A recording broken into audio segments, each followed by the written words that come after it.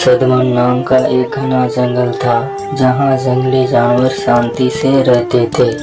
उस जंगल में एक शिकारी आया करता था। नाम था बासुदेव। वह हर हफ्ते जंगल में आता, जानवरों को फंसाता और शहर में बेच आता।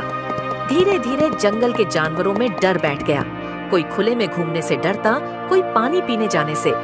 बासुदेव के कारण जंगल की वह शांति अब खतरे में थी। शेरराज, जंगल का राजा, इस स्थिति से बहुत दुखी था।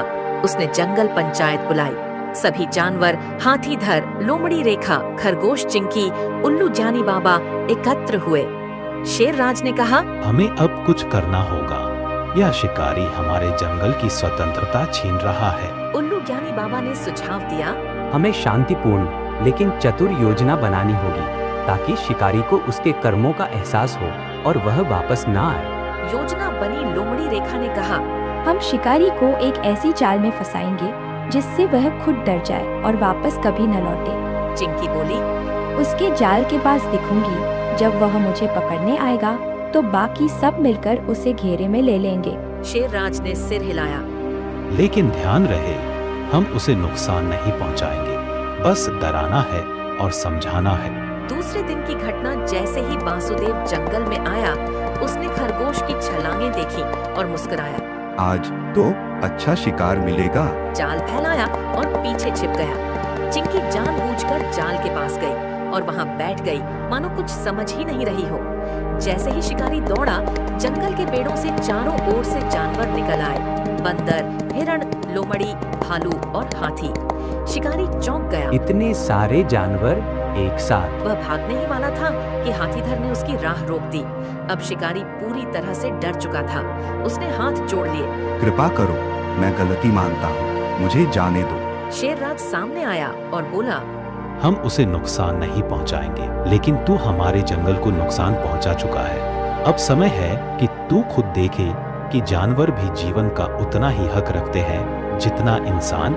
ज्ञानी बाबा ने पूछा, वासुदेव, क्या तूने कभी सोचा कि जिन मासूम जीवों को तू पकड़ता है वे भी परिवार रखते हैं, दर्द और जीवन की कीमत समझते हैं?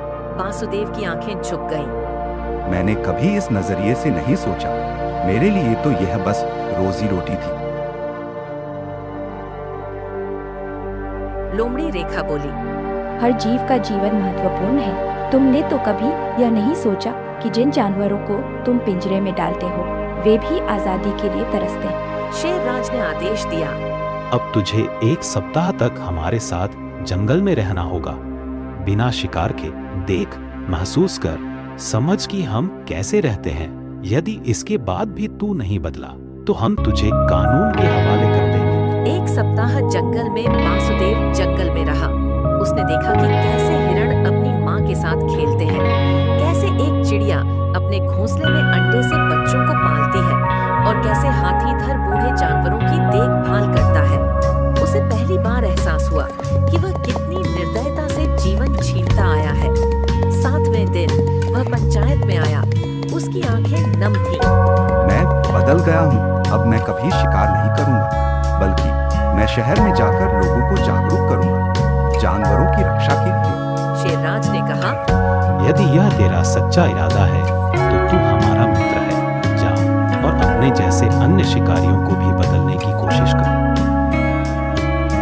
वासुदेव ने अपना वादा निभाया। उसने शहर में एक संस्था बनाई, वन मित्र संघ, और अब वह बच्चों को जंगल की कहानियां सुनाता है। उन्हें बताता है कि जानवर सिर्फ शिकार के लिए नहीं है, वे हमारे जीवन का हिस्सा हैं।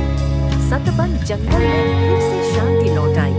जानवर निडर होकर घूमने लगे और शेरराज को गर्व था कि उन्होंने बिना हिंसा